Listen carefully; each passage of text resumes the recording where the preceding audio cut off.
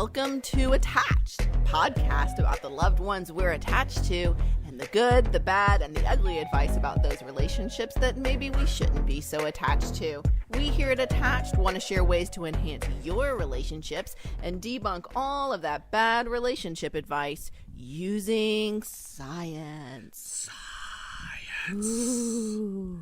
I mean, Chartable says we are an official science podcast now. It is true. And also, here at Attached, we full on respect science, just for the record. Full on. Full on. None of that halfway shit. No, none of that halfway. I'm Dr. Patricia Robertson out of the University of Tennessee. I'm Dr. Jacob Priest. Wow. I'm Dr. Jacob Priest. Sorry, it's from the University of Iowa. And I'm Dr. Sarah Woods from UT Southwestern Medical Center. Today, Jacob will bring us some very interesting stuff in the pop culture section. I am 100% sure. I have no doubt. Then, in the academic deep dive segment, That's a little bit of pressure. I was going to say, yikes. Lower those Set that bar expectations. high.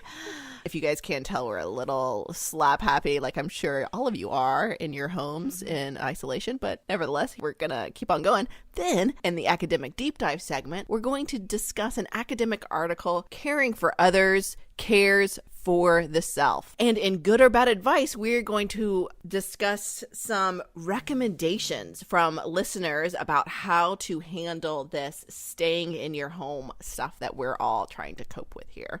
Some really, really good ideas. Speaking of advice, if you have any advice you'd like us to talk about, please send it in. You can leave us a message at 865-229-6775. Email us, attachedpodcast@gmail.com, or tweet us at Attached Podcast. And the same at Facebook or Instagram. Also, consider becoming a member of the Attached team by going to patreon.com/Attached Podcast. Your membership will help keep us going and keep this podcast going. And you guys, once we hit 300 patrons, we're going to move to weekly episodes. So that's a fun little goal to just keep in mind. Is that an incentive or a disincentive for people? My hope is it's an incentive, but I hadn't thought about that. Ooh.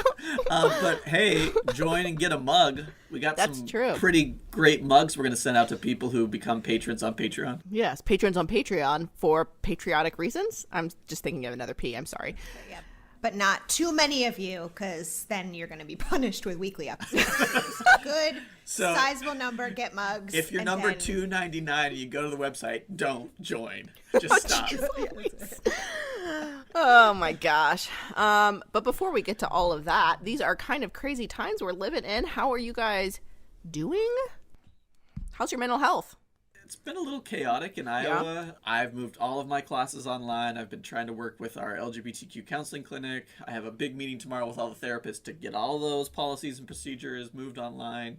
So it's been kind of crazy and chaotic. Chelsea is in her last semester of graduate school. Oh, gosh. Yeah, she's kind of bummed that they've canceled graduation. Oh, yeah. But she's still trying to figure out all the changes, what's going to stay the same, what's going to be the different. But we've been really just trying to take it in stride. We've been doing happy hour hangouts on Google or on Zoom and playing games with friends and talking to family. Doing lots of projects around the house. We just put up some really cool wallpaper, and if you're a Patreon member, I'll take a picture of it and put it on our Patreon page. In our nursery, it's coming together really nice. Can't wait for that. But I love it. Yeah, we've been doing all right, all things considered. Speaking of babies, what I was thinking the other day, I wonder if like with this like quarantine and everybody stuck in the house, I wonder if there's going to be like a baby boom, like a COVID baby boom, like there was like for baby boomers. Oh, well, I saw on Twitter, I don't remember her name, a relationship educator somewhere. She said all couples in isolation during COVID are going to either end up divorced or pregnant. Right, or pregnant. It's going to be a divorce boom and a pregnancy, a baby boom. Unless they listen to the Attached podcast, and then they'll be able to navigate this in a very effective way that will bring them together, but also foster a sense of self. Wow. Set those expectations high. I was just going to say, oh my goodness. Yep. That's what this podcast does. Woods. Oh, everything's completely normal here. Just doing totally normal stuff. Just going for a lot of walks and walking really wide circles around people, like is very socially normal. doomsday prepping. We started taking out margaritas by the gallon from our area restaurants. Yep. Everything's Hashtag really... doomsday prepping equals margaritas by the gallon. I with you. That's I feel right. you. I get it. I highly recommend it for those of you for whom that's healthy, which is probably nobody. I don't want to promote alcoholism. I just am saying margaritas are best by the gallon, we discovered. I mean, for those of you who have been listening to this podcast all along, there was an episode maybe earlier last fall where I talked about how awful I am at gardening, and I don't know why I decided part of my doomsday prepping should be trying to grow my own vegetables. But that's what we've been doing this weekend is, now to be fair, most of what I planted, I realized afterwards, is not edible. Wait, what? So it's a lot of... I planted carrots, which I've never, not one summer have I been successful at those. I get like pinky sized little tiny carrots that are not edible. Lettuce, tomatoes, peppers, rosemary, because we're just going to need a lot of seasoning once we're isolated for 6 months. I mean, and not wrong. then like sunflowers and marigolds and some other flowers, like just seeds that didn't need to happen. But It's beautiful, though. So yeah, we're going to try it just in case, just in case we need to subsist on only salad in a few months. We may be able to do that. It's unlikely. So me and my husband are working from home. The kids are schooling from home. In the past 8 days, maybe 9 now, I've left the house 1 time. I'm doing fine, you guys. I'm hanging in there. I realize Send you margaritas by the gallon is what you're saying. Yeah. Yep. I realize that I am not, well, I've always known this. I'm not very good at like being bored or you not doing something. So my to-do list has just been insane. Like I have decided to make crackers because normal people do that. Oh. Mm-hmm. I have decided to make butter because normal people do that. Wow. I've also decided to start sewing outfits for my children because that's what normal people do. Oh my God. It's like a Maria von Trapp situation going on over there. I'm not well. How do you solve the problem like Maria? Like Patricia. No one knows. No one knows. It's a mystery that no one can solve. I do notice those curtains behind you have like tiny child-sized shirts cut out of them. Yes, they do. That will be next. But I did find out that Joanne Fabrics you can order online and pick up at the store door. So that will be my next trip outside the home. Joanne Fabrics, become a Patreon member and we'll give you a mug. Yes. That's definitely going to happen. No. I'm here for it. I'm here for it. It was a plug that was influenced by too much social distancing. They're falling outside social norms now. I need to interact with people. I'm so glad I get to talk to you guys today. I really needed it. I accidentally, when I was out, that one time I went out, I went to go pick up my illegal milk. You guys all know I'm on that sweet, sweet lowdown raw milk market. Uh-huh. And my friend just randomly showed up at the same time, and we pulled up, and I got out of my car because I saw it was her. I was like, oh, hello. And we just kind of stood 6 feet apart, and we were like, how are you? Like, we both desperately wanted to hug each other, but we couldn't because social distancing. And afterwards, she texted, and she was like, that was so weird. I'm so sorry. I'm like, don't apologize. It's what we're supposed to do. But yes, it felt very weird. My friend, who I will see in 2 months and be able to embrace you. So anyway, yeah, it's a weird time for all of us. First up, pop and culture. We learn about relationships from our friends and family, but a lot of what we think about love and relationships come from what we see in pop culture. For this first segment, we like to take a moment to highlight events in pop culture that influence people's lives and how we view relationships, because it influences us all, especially as we're all consuming, I imagine, large amounts of screen time in pop culture during these times. Jacob, what do you have for us this episode? Yeah, so we're going a little bit different direction today to think about how we can use screens actually to balance kind of the time we're going to be spending together as a family and a time apart. Now, first thing I would say, don't have screens be your only mechanisms to do this. There's lots of other ways to do that, but that's not what we talk about in the pop and culture segment. Just think about that. That'll come later on. But I do think that it's important to use all the things that we're going to be using during this social distancing, hunkering down in our homes to kind of bring us together, but also create boundaries. So the first thing I would suggest is choose a show that your whole family can watch together, whatever type of family construction you are, right? So if you've got kids, pick a show that the parents and the kids are going to like and want to watch together. And dedicate some time to go there and be there and spend that time watching together. It'll give you something to talk about outside of, what did you do today? I just watched a show. Oh, great, right? You'll have a little bit more conversation there. But then also, pick a show that you just watch on your own. We've talked about Netflix cheating before. This is not this. You're going to say, hey, family partner, you're going to go watch something else. I'm going to watch my show, right? Right now in our home, we're watching All the Little Fires on Hulu together. So Chelsea and I are watching that. Really good. Reese Witherspoon, Kerry Washington, real good. Cool family dynamics. Maybe I'll talk about it on the next pod. But then Chelsea also has her own show. She is deep dived into Love Island Australia season 2. I'll parachute in and out of that.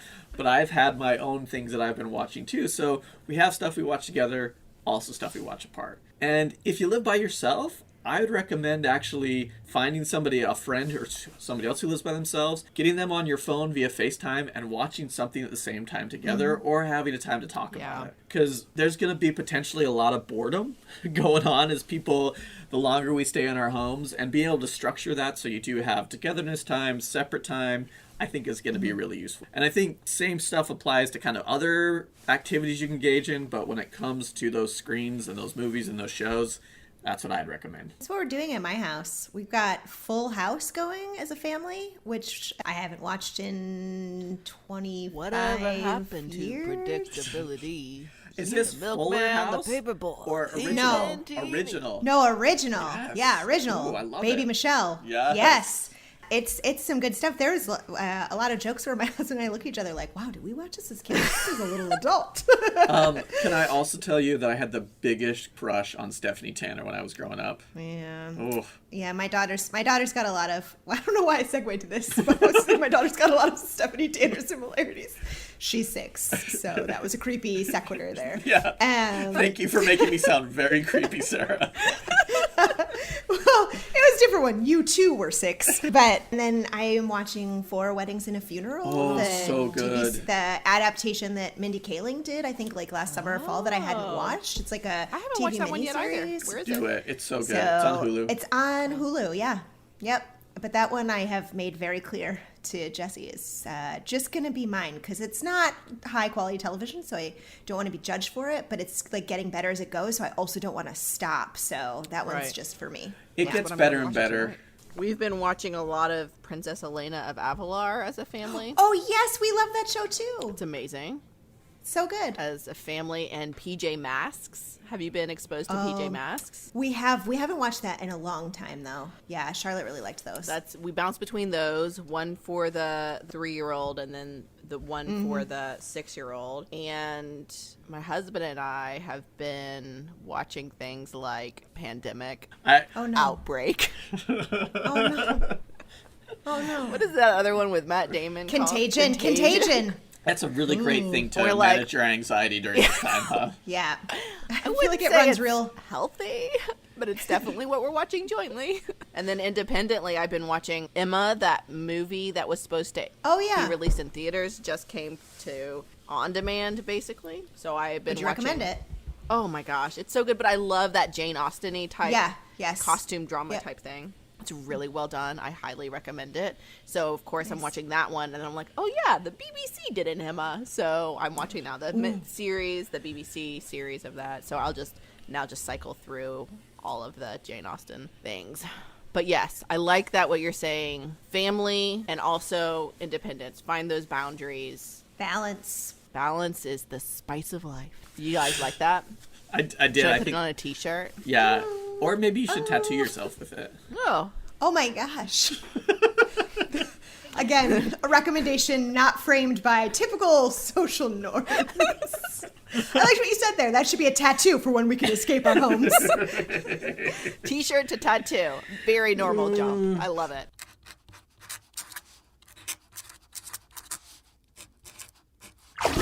Now we're going to move to the academic deep dive segment and talk about an article titled Caring for Others Cares for the Self, an experimental test of brief downward social comparison, loving kindness, and interconnectedness contemplations. Recently published in the Journal of Happiness Studies by Douglas Gentile, Dawn Sweet, and Lanmao He of Iowa State University. This Yay, study, Iowa State, sister school. yeah, I'm glad you're supportive. Also, I love that the first two authors' last names are Gentile and Sweet, and it's in the Journal of Happiness Studies. Just thought that was How nice. cute. That is. Good looking out. The study compares several walking contemplation strategies, which we'll define for you more in a bit, and their effects on decreasing anxiety and improving well-being. I really think this was an excellent pick, especially considering our current times. Subjective well-being, the authors describe, includes how we feel or how we think about our life. One way we assess well-being is by comparing ourselves to others to see how we might be measuring up.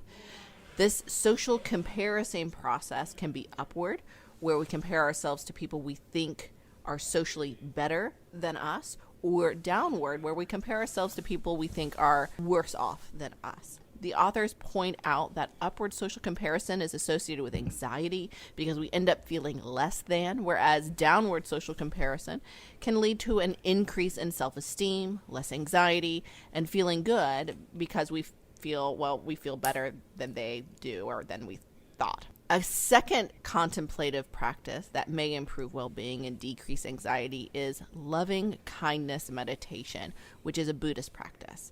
Loving kindness meditation involves picturing people, including yourself and loved ones, someone that you dislike, etc., and extending feelings of loving kindness toward them while meditating by repeating the phrase such as, may you be happy or may you be well, for example.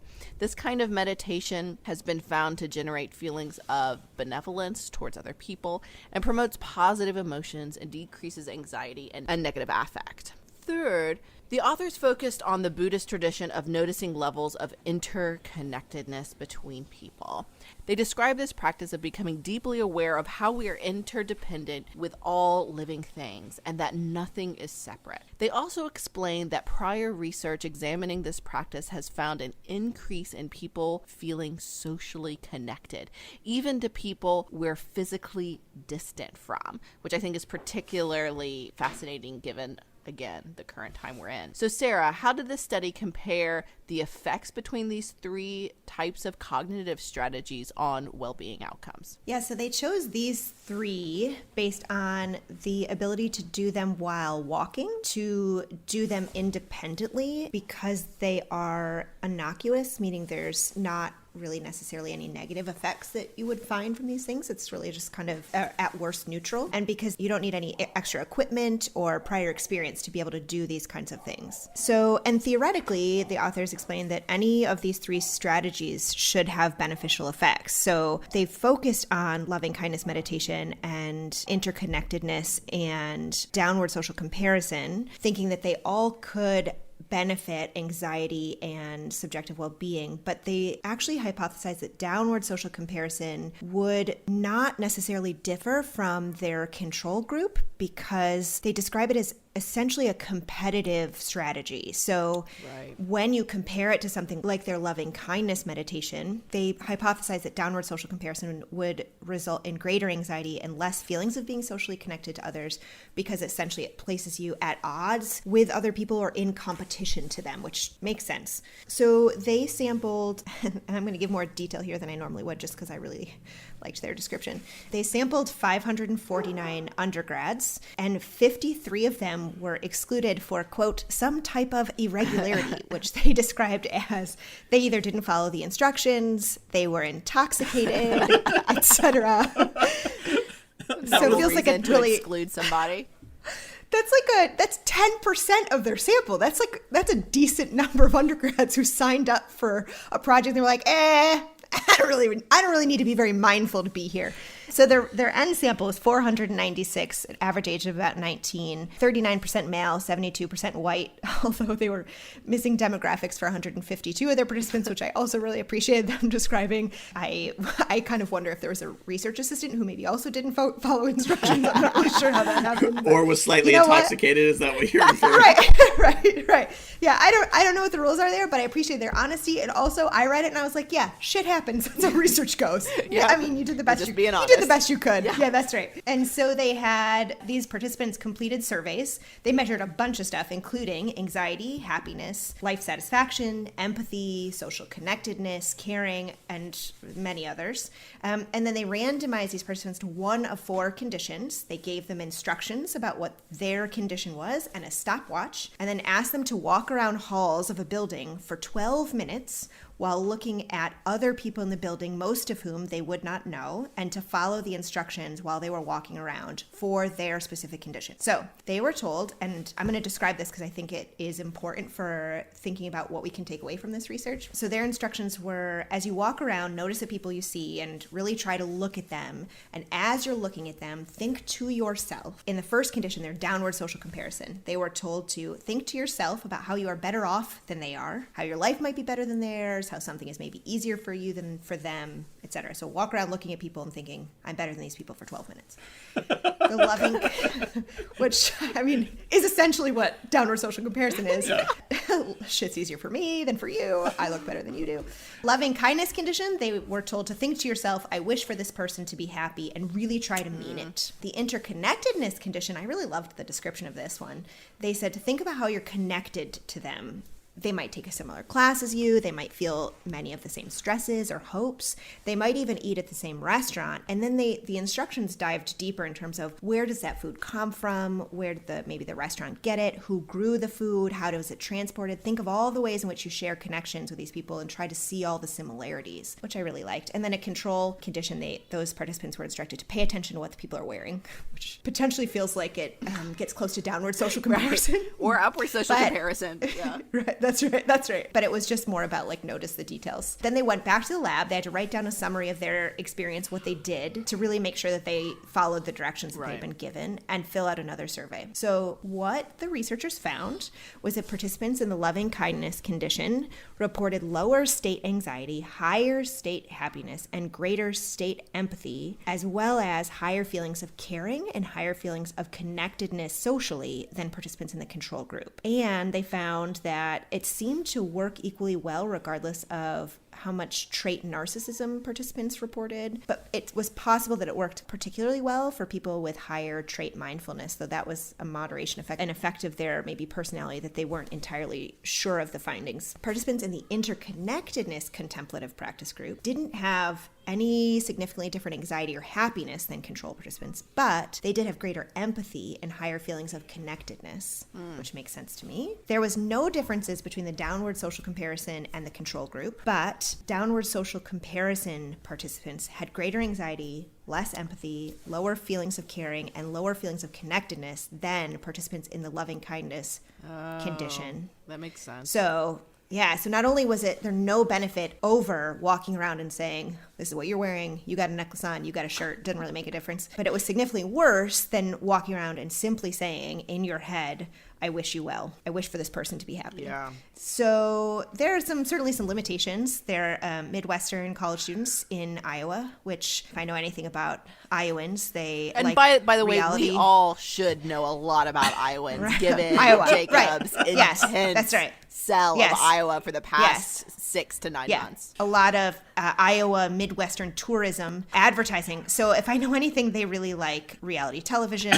They put a lot of energy like into corn? poorly caucusing. Yes. Yeah, There are not very many of them, but they're really like Halloween parades. I don't know. I feel like there's some maybe not representative of the general population. And they said that to really truly activate downward social comparison, research would typically threaten participants' sense of worth first, which I was like, I know, but I really like this as a limitation. Like, we didn't take this far enough, so really, it's possible that we didn't find how bad this really could be, which I was like, I thought was really interesting. It's also short-term effects of a one-time practice, and all towards strangers. So they're mostly walking around this building not knowing who these people are. And so we don't know how practicing over time, doing any of these conditions repeatedly, could affect subjective well-being. But I did pull out this quote that I really like, that the authors wrote. Certainly 100 years of educational psychology, modern neuroscience, and your grandmother all agree that practice increases skills and makes them automatic. It's in the paper, the published paper. I just love it so much. Oh my Your God. grandmother says practice makes perfect. Listen to your grandmother. That's right. Listen to your grandmother. If these are the short-term effects of a one-time practice, even if all the effects were short-term, it seems like it's not that seems like a pretty powerful effect. And that's what I made a note for myself about what I think the takeaways are, is that this was first and foremost, a very small amount of time for some really important benefits. 12 minutes is also very, very particular. It's very specific. I don't know why they picked 12, but potentially they timed themselves walking around the building and were like, yeah, it takes about that much. This for the sober ones. They just thought that 15 was too long and 10 was too short. Right. So let's just go with 12. And then they can still make it to their next class. So it was a really small amount of time for some really interesting, important benefits in lots of different ways, right? This intra-individual sensation of feeling less anxious and more happy, but also these social ways of feeling more caring and more empathy and more socially connected. In 12 minutes, just walking around looking at strangers. I mean, not just doing that with the contemplative practices. Right. But I think that's 12 minutes is nothing. And I think the instructions for the contemplative practices were so simple that you could really implement them so easily to maybe achieve some of these really interesting outcomes for yourself.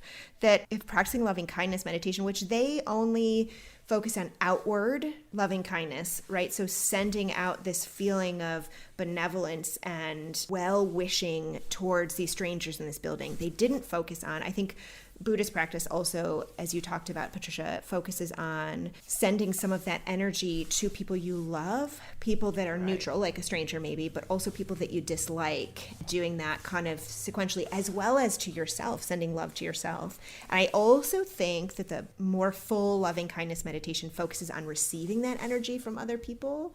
So although it's all cognitive, it's all in your mind, kind of imagining people that love you, sending you this positive energy also, which that's not what they did here, and they already achieved these kinds of outcomes, which is really interesting. But if you really wanted to do this, and we'll share some of this information on our social media when we share about this episode, but I think there's a even fuller way to do these kinds of practices that could be even more beneficial. And I think especially important for this period of time where we are having to be remote from other people and distance ourselves from others to keep people safe. I think it's a really interesting study that talks about how we don't need to be with other people to feel more connected to them. We are hardwired to be in relationships with other people, which I know is something Jacob talks about a lot. That's how we're built. Yeah. And there are really negative effects about ruminating on when we feel lonely and when we feel socially isolated that we talked about, I think, in our last episode a little bit, that when we feel lonely, we start to generate some loneliness from feeling isolated and isolating ourselves. But we can do this kind of building connection even when we're social distancing by focusing on others cognitively in our minds. And I think, even kind of thinking about if you're at home and watching for people walking, we have a lot, our whole neighborhood is out and walking and taking wide circles around people because they're home and they're not at work, and that's so fantastic. So, you could do that just watching people walk by your house or while you're driving in your car or even on social media. Yeah. I think downward social comparison is potentially something that happens really easily on Facebook or Instagram, et cetera, or upward social comparison for sure. But kind of shifting your mindset to just be thinking, I wish you well, or I wish that you're healthy, I wish good things for you, is a really potentially simple practice.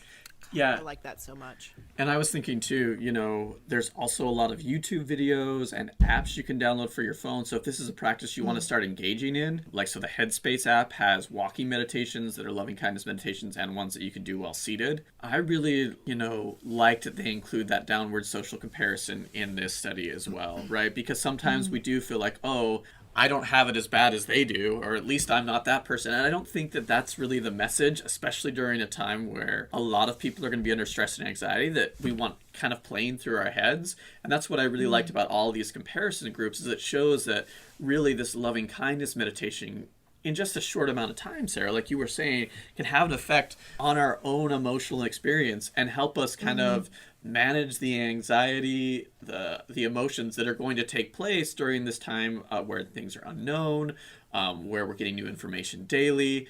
Carving that into your daily routine, I think, could be really helpful during a stressful time like this. Yep. Absolutely. Loving kindness. I love it. Loving kindness. I love it. I love it. Love you some loving kindness. I love it. I love it. Woohoo! Boo! Woohoo! Yeah! Finally, time for good or bad advice, where we talk about pervasive relationship advice about friends, families, and romantic partners. Did your parents or grandparents have a saying about love and marriage? Did you have a friend or romantic partner who said something about love and family that you just thought was odd, or perhaps it struck you as poignant? Maybe you heard something about relationships in a movie or TV show that just made you think. This is the section of the show where we talk about that advice or that saying, and based on science, decide if it was good or bad. Oh, That was a took long a turn. Oh, that was normal. That was completely okay.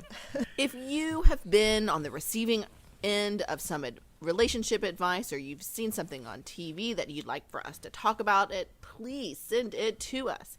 You can leave us a message at 865-229-6775, email us at attachpodcast@gmail.com, or tweet us at attachpodcast, and the same handle on Facebook and Instagram. I just realized I said the word handle. While you're at it, please like and subscribe to the podcast, share it with your loved ones, and leave us a comment. You mean a review? A review. That too. You can leave us a comment, and we'd particularly love a review if it's good. If it's a bad review, leave us a comment. But you know what, you guys? We don't value feedback. We just want to hear. We just want that good news share, that capitalization After share with us. Yeah, right. Yeah. That's right. After all that contemplative practice talk, don't send us any negative shit. Just Any send of that us negative shit. send us well wishes and gratitude. Exactly. But listen, you guys, seriously. We know that sharing a podcast about relationships and science, science so controversial, can be really, really challenging. So we came up with an example scenario to help our listeners spread the news. This is the time in the podcast where Sarah becomes very uncomfortable. And it is my favorite. Jacob, are you ready? Yeah. Scene. Online video chat. Friend Oh my 1. I cannot believe I'm saying this, but I'm starting to miss Karen. Friend 2. Oh, yeah. Karen? Yeah. Remember that annoying lady down the hall who always asked me if I'm expecting?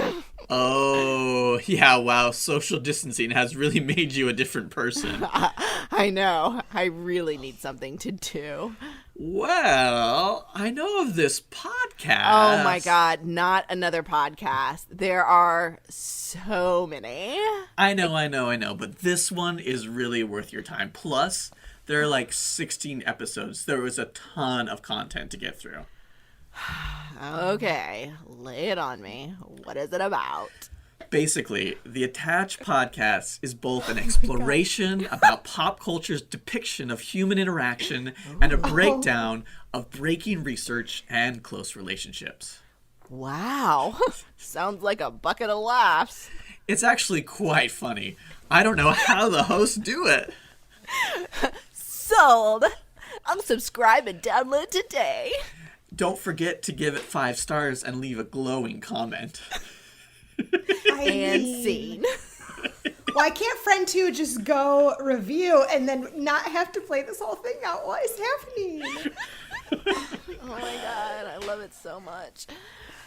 This is just a normal interaction between two human beings that if it comes up, you guys, that's a way to, like share the podcast.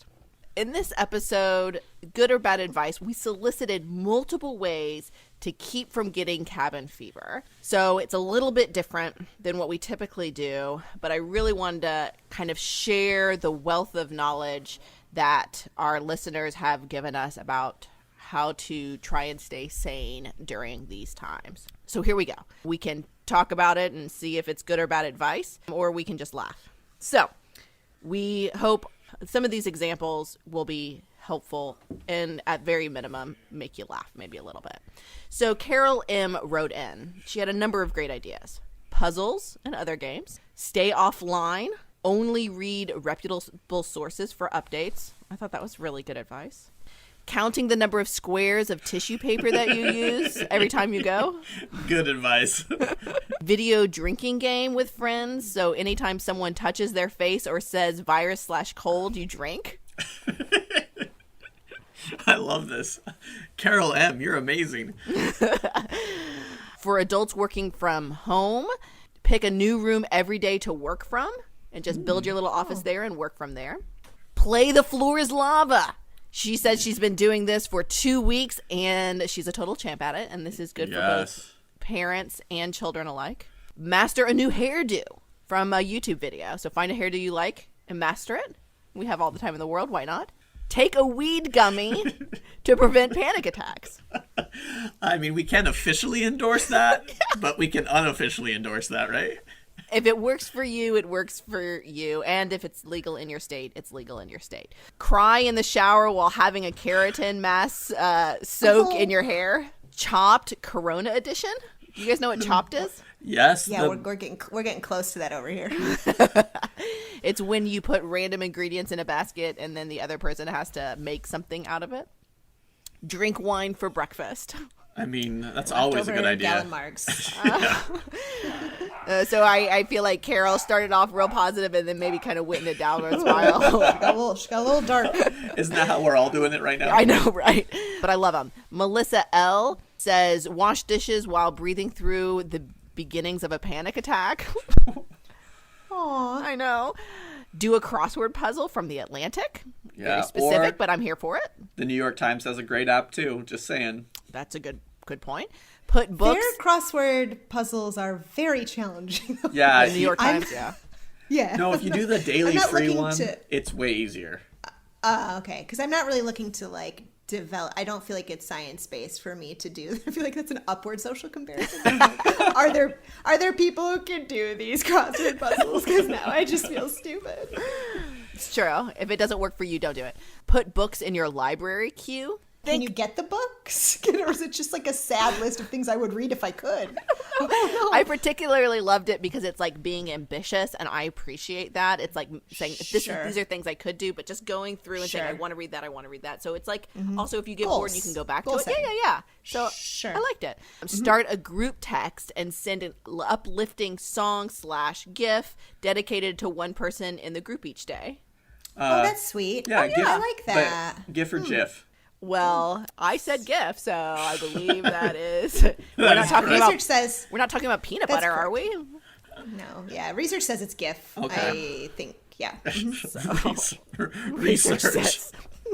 We're not citing that source. We're Science! We're on a science podcast list now. Therefore, everything we say is correct. Lisa S. Go outside for a walk at least once a day and make sure to stay 6 feet away from each other, which is Sarah's already made that recommendation.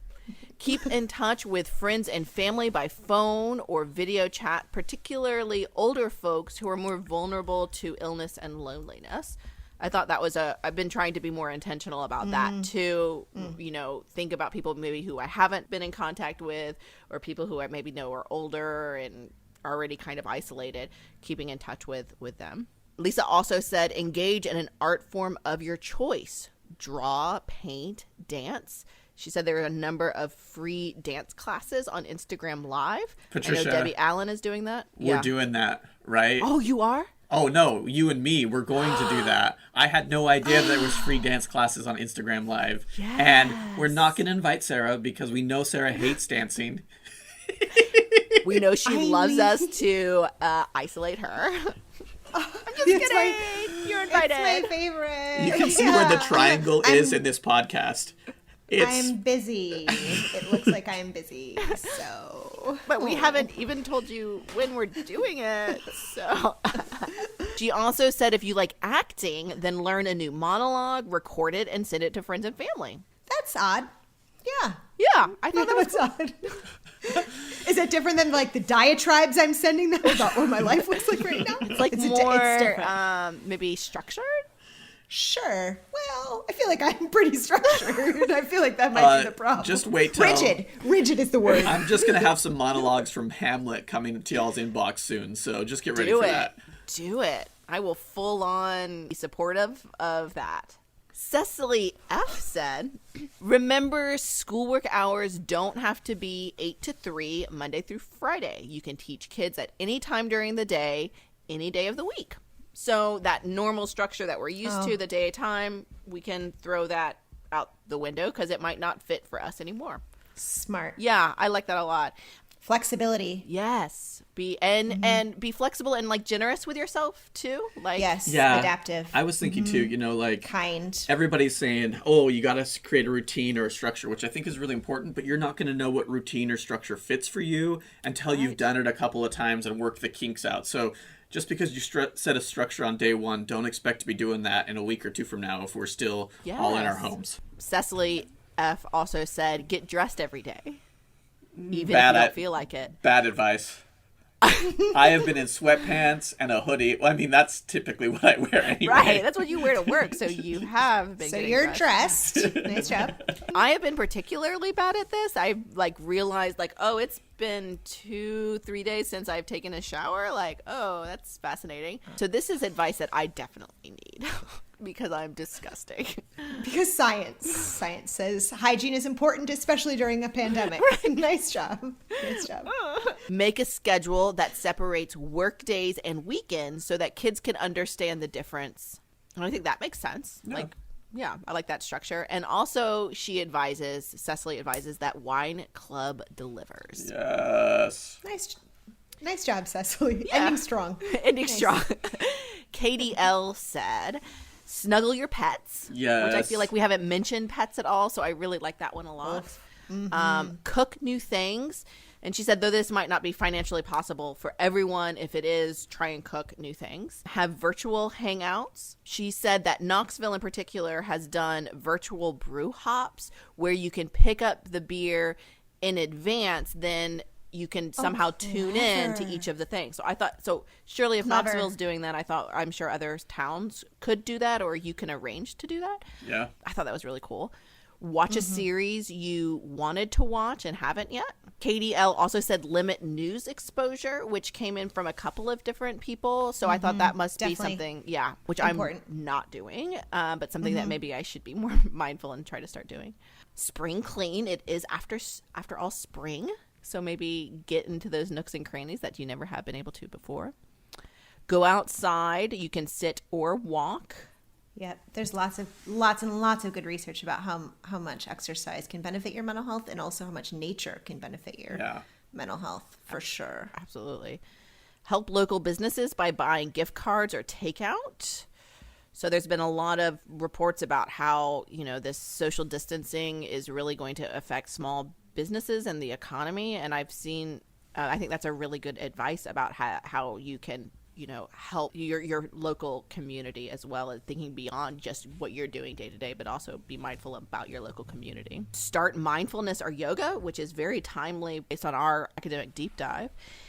And Katie actually provided a number of YouTube links for these mindfulness practice for both parents and adults, adults and children. Those parents and adults? And adults. They're very different groups.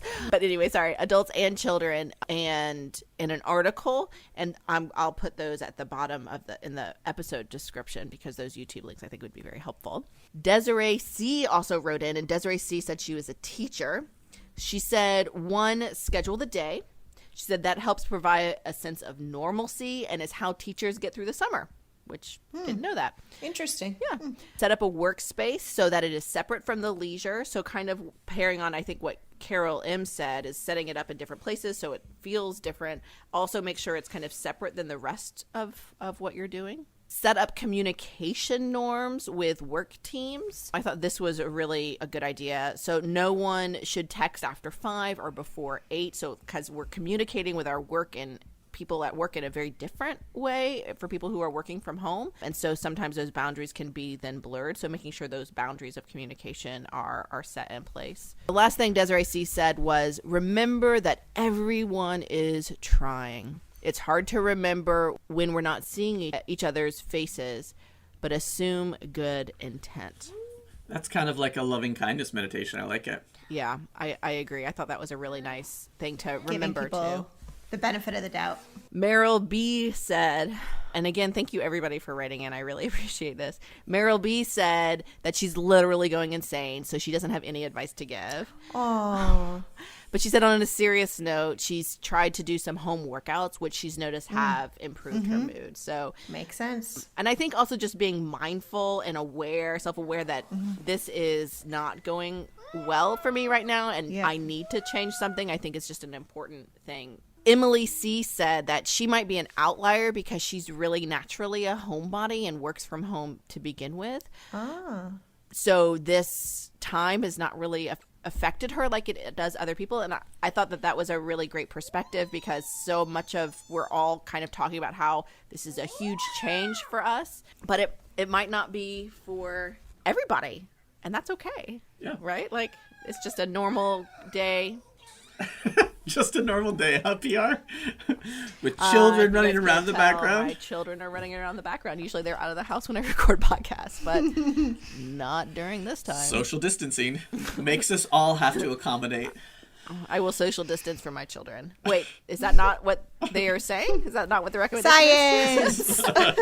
But Emily C does recommend, doing a to-do list to help for people who are used to like being out and about and doing things, making a to-do list and putting things on the to-do list that maybe have been on the back burner for a while. And I thought that was a really good idea, as well as, be mindful of what you're putting on that to-do list as well.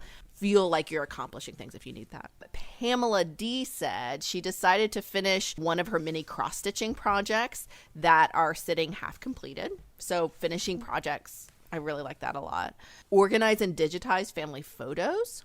All the things we never have time to do, basically. Write a few snail mail letters or postcards. I really like this idea. I think I do that's a too, nice, yeah. thoughtful way to Yep. let people know you're thinking about them, because it's really different than the fast mediums of communication. So Yeah. on that one especially, I'd say good advice.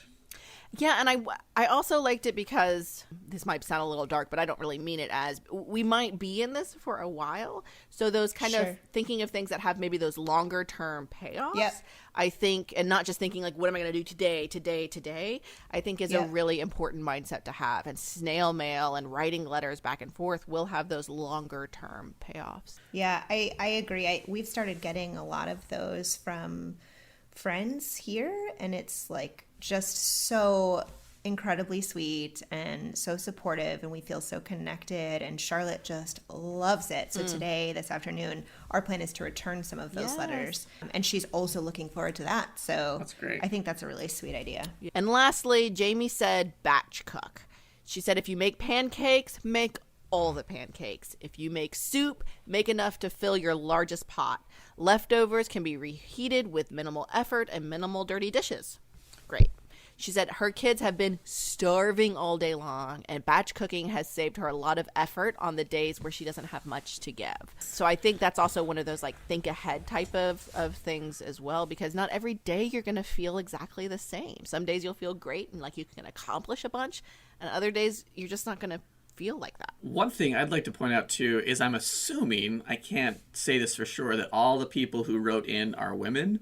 So Yeah. I want to call out all the men out there that they should be thinking about this too, and how this affects their partners and families, and being involved in creating the schedule and coming up with these ideas, not leaving all that emotional labor to their wives and partners good and all that shout, stuff. yeah. So just throw that out there. So those are just some ideas, but we want to hear from you. What are you doing, both men and women, to stay active, to stay sane, to keep in touch with friends and families who maybe you can't see? Send it all in. We'd love to share the love because we all need more examples of how we can and do this and keep our community close by doing that as well. Thank you for listening to Attached. Remember, call us, email us, tweet at us, social media us, whatever, about any relationship advice you've received that you're wondering whether to follow or pass on. We cannot wait to talk about it. Attached Podcast is written by Patricia Robertson, Sarah Woods, and Jacob Priest. Sound editing by Kylie Hubbard, and produced by Kylie Hubbard, Patricia Robertson, Sarah Woods, and Jacob Priest.